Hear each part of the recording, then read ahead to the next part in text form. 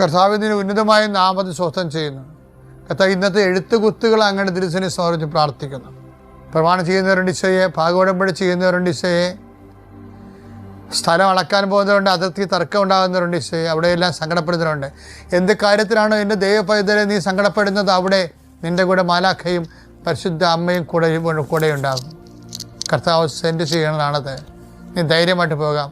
എപ്പോൾ പോകുമ്പോഴും പ്രാർത്ഥിച്ചുകൊണ്ട് നിൽക്കണം. കർത്താവെ, ക്ഷമ എന്ന വലിയ പുണ്യങ്ങളാൽ കർത്താവ് അത് പരിഹരിക്കുന്നതിന് വേണ്ടിയിട്ടുള്ള സാവകാശവും സംയമനവും സൗമനസ്യവും കർത്താവെ അങ്ങയുടെ മക്കൾക്ക് നൽകണമെന്ന് പ്രാർത്ഥിക്കുന്നു.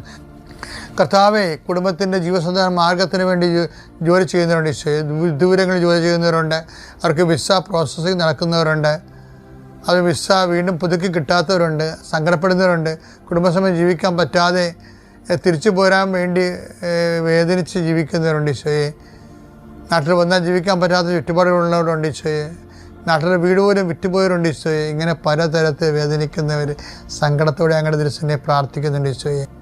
കുടുംബത്തിൽ എപ്പോഴും കലഹം ഉണ്ടാക്കുന്നതിന് വേണ്ടി, സ്വന്തം കഴിവുകേടുകളും നിറവുകേടുകളും മറച്ചു വെക്കുന്നതിന് വേണ്ടി കണ്ടവരുടെ മനുഷ്യൻ്റെ കഴുത്തേ കയറിക്കൊണ്ട് എപ്പോഴും ഒരു ചർച്ചാ വിഷയമാകുന്ന വ്യക്തികളെ ഓർത്ത് അവരുടെ മാനസിക രോഗങ്ങളെ സുഖപ്പെടുത്തണമെന്ന് പ്രാർത്ഥിക്കുന്നു. എൻ്റെ കർത്താവിൻ്റെ ഉന്നതമായ നാമത്തിൽ സഭയുടെ അധികാരത്തിൽ കുരിശിൻ്റെ അടയാളത്തിൽ തിന്മയുടെ ശക്തികൾ യേശുനാമത്തിൽ ബന്ധിക്കപ്പെടട്ടെ.